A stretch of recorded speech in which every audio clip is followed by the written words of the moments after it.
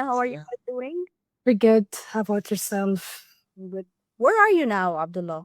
I'm in Jakarta, Indonesia. Where are you? I'm in Barcelona. Okay, and I'm in Cairo, Egypt. Wonderful to have three people from different places in the world talking together. That's the beauty of the internet. Who wants to start first? I want to know, who are you? What's your story? What do you do? What did you study? All of these background things. Who wants to start first? I'll tag Lina. That was tricky because I wanted to cheat from what you would say. But yeah, I can probably talk briefly about myself, maybe mention some interesting bits if people would find it interesting. I am Palestinian. I'm raised in Palestine almost my entire life. I was born in Jerusalem, where I've spent lots of years there until I was in schools and my family kind of displaced to Gaza. This is where I spent my majority of my life until just almost 3 years ago. We've relocated, exploring different places. So we haven't been fixed into getting something.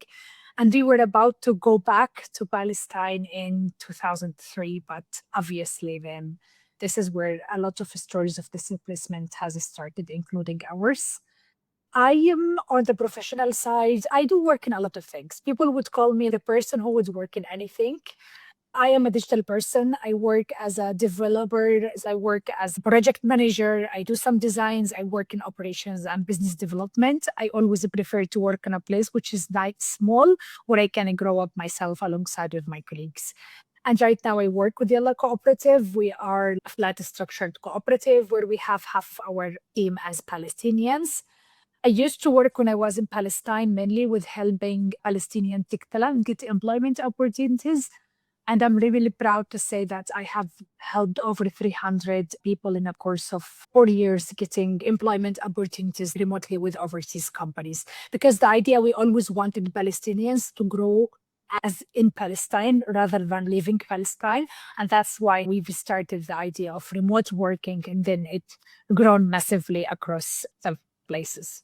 This is a bit about myself outside. I love art. I love interior design, and I love everything about embroidery, heritage. So, in terms of my passion, it's very much connected with my origin story. My family is originally from India, but when Pakistan was created in 1947, the family split half and half, and we can't really visit because of the borders and visa restrictions. And so that really fueled my love for travel.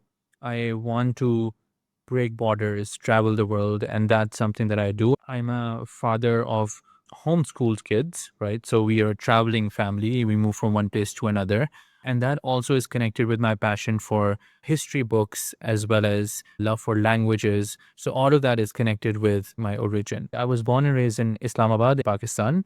And then now I work in an organization based in Indonesia, Jakarta. My background is half in the private sector, and the second half is really focused on international development space, working on the policy as well as implementation side. And that saw me looking at and also getting a lot of exposure into different regions, such as Southeast Asia, South Asia, a bit of Latin America, and then Middle East, North Africa. So that's a bit about me. I hope some of it is useful for people. Both of you have very interesting backgrounds, and you come from completely different places of the world, and your experiences and your field of work is completely different. But somehow today, the reason why we're having this episode and why this podcast started is because of a beautiful project that you created together, which brings me again to the beauty of having people from different places working on one beautiful thing. I want to know, how come it happened in the first place? How did you guys meet? This is where I would say I will tell you the short story and then Lina can expand. From my side, I had burnt out in my career. I took a few months off work. And at that time, I was attending conferences. I attended this one conference in Saudi Arabia, which I regret attending. The only benefit I got were 4 contacts, all of whom are now very connected to Amal. I remember day one, it took me 4 hours, one way, 3 hours on the way back. So 7 hours just on the road. Because of that, the next few days, I decided to avoid the main conference and look for side events. It was one of these side events on the final day. of my stay in Riyadh that I met Lina, and she somehow had a very similar pitch to me. Like the way I would introduce to people, like there would be like, "Oh, have you met Lina?" I remember I asked a question from Lina, which was very direct. I asked Lina, when it comes to Palestinians, given that it had been 6 months since the war had started, who do Palestinians expect support from? Is it Arabs? Is it just the neighboring countries? Is it world at large? Is it Muslims? Who is it? And she said Muslims. So I asked her, how does she feel about Muslims outside Palestine? And I remember she said she wished none of us were Muslims. And that really shook me. And like, I like for the remaining time, it was like a guilt trip. I was trying to make up for the guilt that I was feeling. So I'll pass it back to Lina as to what she meant and also taking you back to that time we met the first time. I still obviously remember that. Obviously, we've been all engaged with the news all the time. It's just quite different when you have your family and everyone you love there. And then you go to different places and see people having, I would say, a normal life. People inside, when you go to the other world and talk to them, are putting their hopes on those people. So for me, it's never been easy to talk about it because you have that conflicting feeling about what people in your country are expecting from those people, from Muslims outside. You go outside and then you realize that it's sometimes not in their interest to talk about it. That feeling really hurts, especially that then you would go, which is, for example, on the next day where I've met Abdullah, I had a coaching session with one of my, like the people I were coaching Gaza. And even he was asking me, but how Muslim people are letting this happening? And I was like, yeah, but this was my conversation just yesterday. And then they have these expectations, always hoping to get help because then from home, then you would be expecting to be helped, like from the occupation itself. Obviously not. And then it's really sad, especially when you see how the European Union has acted in the case of Ukraine. Like how they've acted, how they all work together in order to enable Ukrainians and help them to escape that nightmare. But none of the doors were open for Palestinians. I was saying it reminds me of the first kind of trigger for Amal starting. So there were two triggers, Iman. Fast forward, we're back home, different places. I think Lina at that time was in Turkey, I was in Pakistan. And I started mentoring calls with Lina, and that was my window into witnessing what Lina's family was going through, Palestinians, again, through her eyes. I remember it was when the student protests in the US spiked. That is when Lina said, you know what, everything that's happening for Palestine is happening in the West. And I was like, well, we need to give the global south a chance, right? So that was one thing that happened. But then the other thing that was linked to that is also this realization that I started having about Palestinian identity and what was happening to it. What I was hearing from different contexts and friends was that some people, when they left Gaza, felt that Palestinian identity was a blessing and they should reinforce it among the next generation, while others felt that it was a curse and they should not even mention to their children that they're from Palestine or have this identity. I remember my Jordanian friends as well as Egyptian friends, they said, you know what, Palestinians are wired in a different way. Their tarbiyah is such that they're able to sustain these pressures and these calamities. And so I asked Lina at that time, do you think that is the case? Can Palestinians hold on to their identity and optimism despite everything that's happening? When Lina said no, this time it's really different.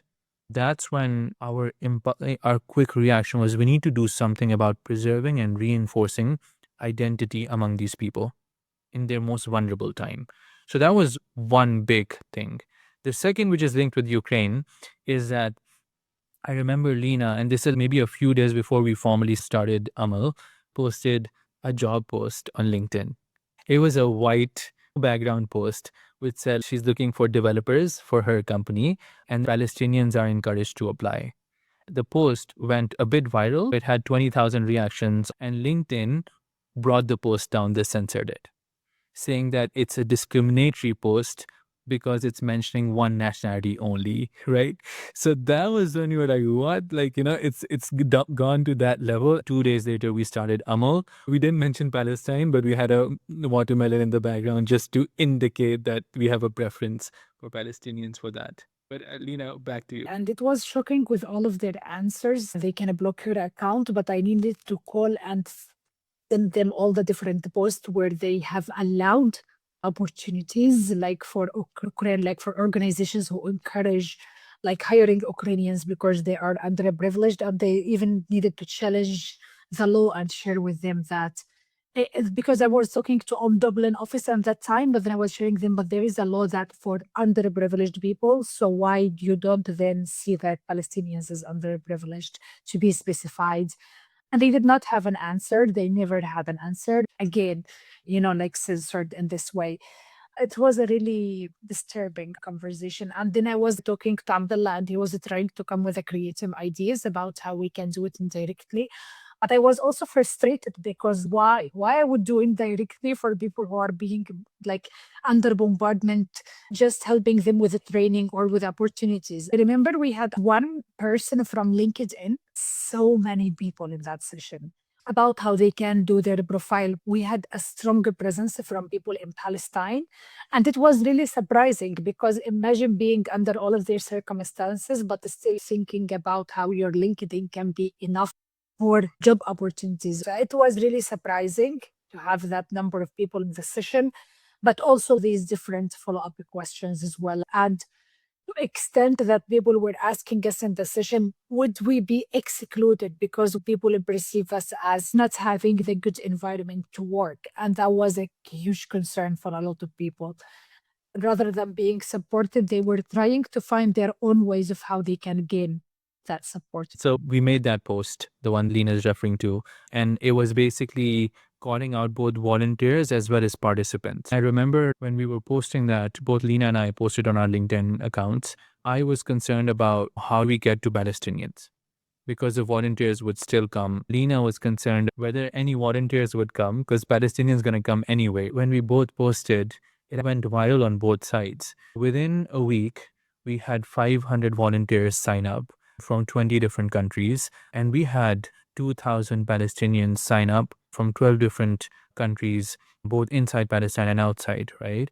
I think there was this one big realization that the thing we were expecting was the most difficult wasn't really difficult. Access was not the issue. The challenge is when you have the access, what will you do then? We started with this first session. We got a volunteer from LinkedIn headquarters who signed up. We talked to her, and she was the one who led the session. Fast forward 2 years, now we have access to 3,000 Palestinians. We have thousands of volunteers. We have a technology platform called Volunteers for Palestine in the back end. We have such a supportive ecosystem. I feel like whenever we wish for something, the next day we get the wish complete, right? And so it brings more and more responsibility. That's why we're here. I feel like we've been quiet about it for such a long time, and there's a need in the space to have voices of Amal. Back to you. Wow. Seriously, the story from the very beginning, literally, Abdullah, from when the traffic was too annoying and disappointing to now, every single negative point that happened throughout your story, in the brief story you shared with us, every negative thought even turned into a beautiful positive, which is so inspiring. I believe the reason why your project is successful and grew against even your own expectations is because you both really wanted to do something, and we're looking for this opportunity to trigger that. A lot of people, they're like, we want to help Palestine, we want to do something, we want to help. But when there's an opportunity to help, that's the real test. If someone is genuinely wishing to do something, the opportunity will reveal itself. Honestly, it will reveal itself even without effort. If it's not really out of the heart, then this test shows that it wasn't really the case, which also is another reflection of the point you mentioned earlier, Lina, regarding the disappointment, how it all started, the conversation with you and Abdullah, the disappointments you have. But the good news is you needed a place for all the people who wanted to do something, and you found the people. You somehow managed to have the volunteers and the Palestinians together on that platform. I have a lot of questions here, one that are technical or more of informative so that people understand more what's Amal. And it has to do with, okay, it started with this LinkedIn workshop, but then what's now? If a Palestinian is hearing us right now, what are the programs offered in Amal and how can they benefit from that? Let me go back to a question you asked, and then I will let Lina answer this particular question. You asked in the Amal story of a point where, like, an unexpected point, right? Which we didn't expect, while what we shared is a very bright story. I remember at the 6-month mark, Amal was about to be shut down. We were all passionate, working really hard. We all kind of burnt out. Because when you're trying to work towards something, the harder you work, the more impact there is. And in our case, the more we worked, the situation only became worse. Like every day we were hearing more and more, seeing more bad news. And it was like the more we spend our time, the more depressing it gets, right? And so we started losing the steam. Lina and I were still there, but most of our volunteers were away. Only a handful left, right? And that is when a gift came from Allah, which was Hiba, who is the third co founder. She added strength to our effort and she didn't realize it, but she added a lot more optimism. Also, because of her ignorance, she did not know what was in our mind, right? But that strength came in at the right time, and then there's no looking back. And now we're only moving forward, and we have the core group and volunteers and the programs. Over to Lina to explain how we support Palestinians, and I can add to that. Thanks. I would say we have different supportive pathways that we are offering for people. When we thought about it in the first place, we thought about what a displaced Palestinian needs. A mom who is currently displaced in Egypt, who have her son sick, and who is really looking for a new opportunity to work. So what would be her needs? And then from the needy perspective, we started mapping it out. There are areas we can't offer expertise in, but we have supporting organizations in our network, which forms our community that we can refer people to. And this is what we happen to do when it comes to medical topics. When it comes to a Palestinian ask us like about their surgery, sponsoring surgery. We had really great, we are having actually great partnership with organizations like Mersal, like others like BCRF, who we can refer people to when it comes to these things. However, when it comes to areas in our focus, which is including helping them with their employability skills, which is including their English, their confidence, then we can help them. For example, we are doing this consistent English storytelling programs. And then post graduation, we enable people to get into career pathways depending on what they're focusing. If the person is entrepreneur, then obviously we try to cultivate that network and to bring them into a more specific programs that are specialized for entrepreneurs. In the next cohort, we would be having a storytelling that is very specific for entrepreneurs, because then this would also help them shape their skills and their storytelling.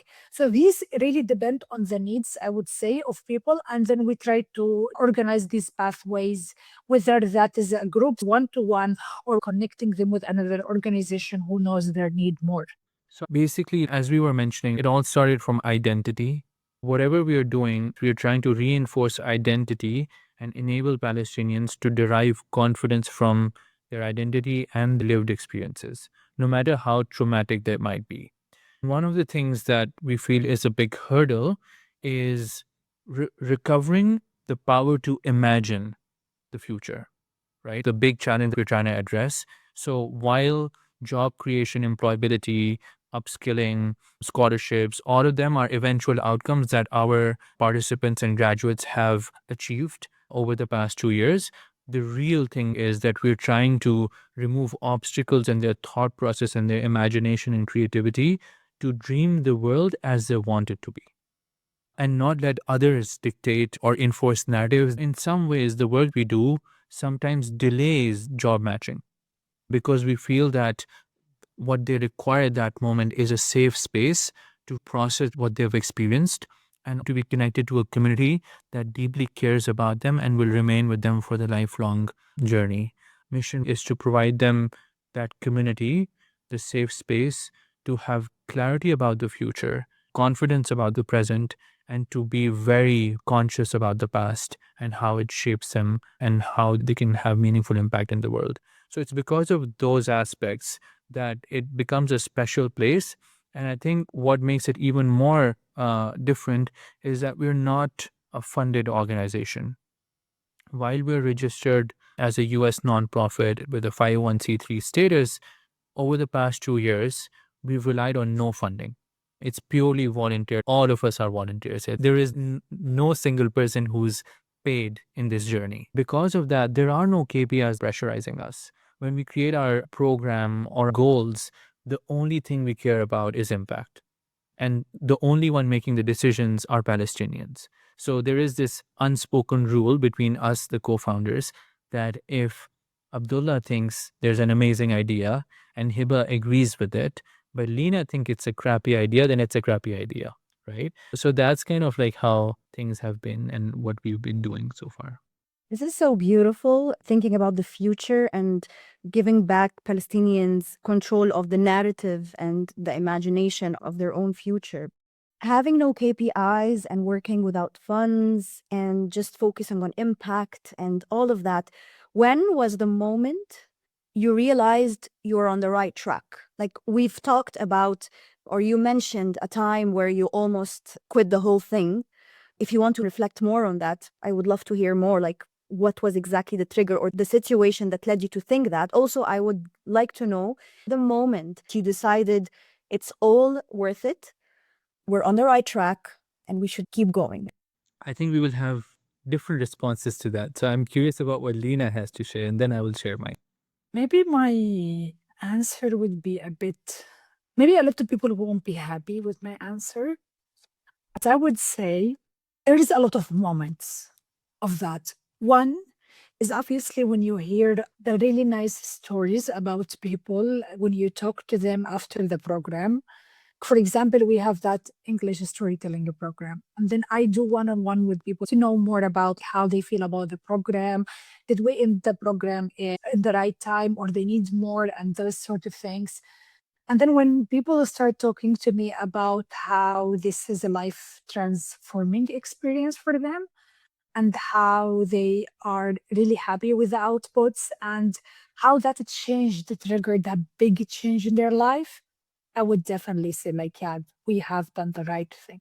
We have done it right from the side of really how we are, what we are really impacting on our participants. That is on one side. But on the other side, when I used to work for some time with nonprofits, when people tell me that with the new government in the US, all the programs have just stopped and ceased. But for us, because we've decided to go on a different pathway and empowering ourselves, this is also a moment for me to say, we have been on the right track. We have started this in the first place. Thanks for sharing that, Lina. I was also curious about what you felt in that journey. I think for me, the response is a bit different. It has been operating for 2 years. The first year, we really relied on upskilling workshops, webinars, sometimes in person in Egypt, other times mostly virtual. We tried different ways. We did career coaching, CV clinics where you could just book a slot and come with your CV and we would give feedback. We did a lot of that in year one, which was more of a speaker or a mentor sharing their experience to a broad group of people, right? Year two, we changed our approach because we realized that our initial approach was very siloed, right, or sector focused. So we would have one type of session that focused on another that focused on mental health, a third that might be focused on AI and technical skills, and so on. For Palestinians or for one participant, navigating 10 different lanes and then signing up for sessions, like a whole big schedule you're loading onto somebody who's already overwhelmed. So in year two, we started this single integrated experience that we call Storytelling Skills in English program. And the idea of this program is that over 2 months, we become one community. We have very reflective 2-hour weekly sessions over those 2 months. We match each participant in the cohort with conversation partners that are all volunteers. So they have their one-on-one conversation practice happening. And through the 2 months, we start with processing then we deal with the imaginary future and the near future. And then we converge at the present and how we can all support each other. It's a very emotional and transformative journey. In that entire process, we become one community. So we did that for the first time, the start of 2025, and it felt really nice. But when we looked at the news, it felt worthless. We felt like they need so much more and so tangible things. We're doing impact that cannot even be measured at that time. Maybe the depth of it could not be measured. Half of these people were joining from and in our sessions we could hear drone sounds, gas, all of that. It was as real as it gets. And so it would question me as a facilitator, is this what they really need at that time? Right? And so it was Lina who kept on saying, no, they need it. They're asking for it. The point where it felt right was the graduation of the second cohort. When the second cohort graduated, it coincided with the time when starvation in Gaza reached its peak, right? And when we had committed to 2 months of a program. So our graduation was nowhere linked with any of these things. But when we graduated the cohort, the feedback we got after a few weeks was that because the weekly sessions had stopped, they felt that we abandoned them, right? So that's the time I realized that even if I don't understand how it's impactful for them, only they can tell us. And so from that moment on, we started weekly sessions. We made it open for all the community to join. Now, in 2 days, 2 cohorts will graduate and we'll launch even more. The lesson for me is that we don't have the answers. We have the resources and the means to support, but the people attached to us determine what is valuable and meaningful for them. And the last thing I would say is, I think for me, one big, because like all of these are vague experiences that I'm sharing, but it all became very specific when Lina shared Noor's story with me. She attended most of the sessions in starvation mode. She would not have food for 3-4 days straight, but she would still be so excited about the session. That made me realize, what if at that point she's looking up to this session, then there must be something. To process what you just said, being in starvation mode and still wanting to learn and thinking about the future. I think that's what we call the Palestinian spirit, and I don't have any other name for it. We more or less have an idea of what to expect as an experience for a Palestinian. I would also like to know from the perspective of a volunteer, what to expect from a volunteer. If someone hears all this and is like, wow, I really need to be a part of this, what should they know? What should they expect? And who are you looking for? Okay. So I would say anyone can be a volunteer, right? Down to even my 8-year-old daughter. When we were reviewing applications for this cohort, my daughter Khadija sat with me and we reviewed it together. She helped me make the list and all of that for cohort 3 and 4. We did the division ourselves. So what I'm trying to say is, from a kid all the way to a retired person, everyone is welcome. The minimum time we require is 1 hour in a lifetime. If I had hour from you, Iman, I would record a masterclass, right? And that would be accessible for people. If it's in English, we would subtitle it in Arabic and we could do many things from there. So that's the minimum that we require. What we require is people's time. And if someone does not have time, then contacts, right? So that's what really it is. And there's so much to do. It's like the work we're doing is rebuilding lives. When it comes to infrastructure and physical, tangible things, there's a very set plan. But rebuilding lives is a very human thing, and only humans can support that. So, time is what is required, perspective was required, humanity is what is required, right? But to be very specific to your question, we have a platform which Hiba has spearheaded called Volunteers for Palestine. It's built by volunteers. All the data is stored on private servers, and we are very mindful of data protection, privacy, and security. When people sign up on Volunteer, they get access to a range of opportunities from our programs as well as our partner organizations programs. Hundreds of organizations on the platform have posted vacancies for volunteers. The platform matches or recommends roles that are aligned with the interests and passions that the registration form had specified. So let's say, Iman, you signed up and selected English teaching, content creation, and psychosocial support. The platform will recommend 10 different roles from different organizations. One of them might be ours, and then you can choose which one you want to volunteer for. So while, for example, storytelling skills in English program, every cohort we engage roughly 30 volunteers, right? So 4 rounds. So we've roughly engaged 120 volunteers over the past 1 year just for this program. But the same platform has matched volunteers with 20 other organizations as well. All this to say is that with Amal, you enter an ecosystem where you're not just helping us, you're actually helping Palestinians.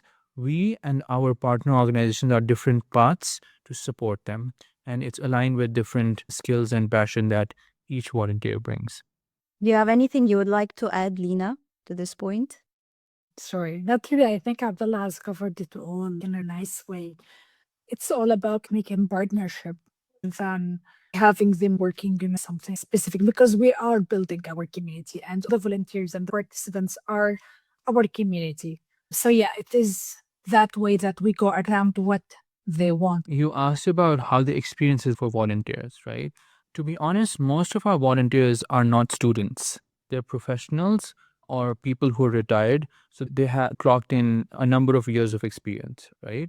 Often what ends up happening is they're coming to give back to the community and offer their skills. I've heard so many times from volunteers that they thought they would come to support, rather they were the ones who got supported, right?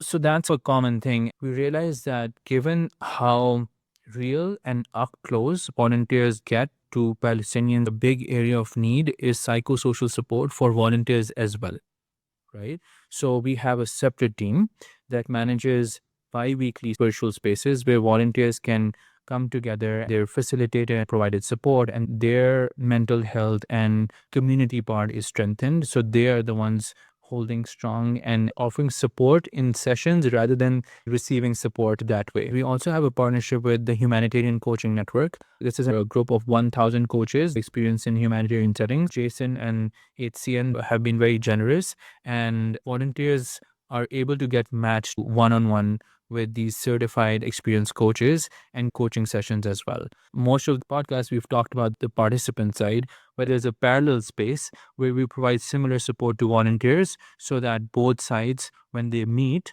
are in their best mindset. I have so much respect for how you are taking care of all the details so that you make sure that the impact is delivered as effectively and as consistently as possible. This is great, mashallah. I don't want to make this too long, so I will conclude with one thing from my side and ask you for a conclusion from my side. If there's any non-Arab speakers here, Amal means hope.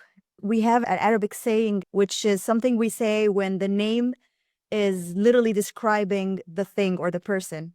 Your organization, what you guys are doing is Amal, is giving me Amal. It's giving me a lot of Amal in humanity, in the future, and in my own self, because you made me feel like I can do something. Everyone, thank you for giving all of us Amal to do something, for Palestinians, and to give Amal for Palestinians and for a better future.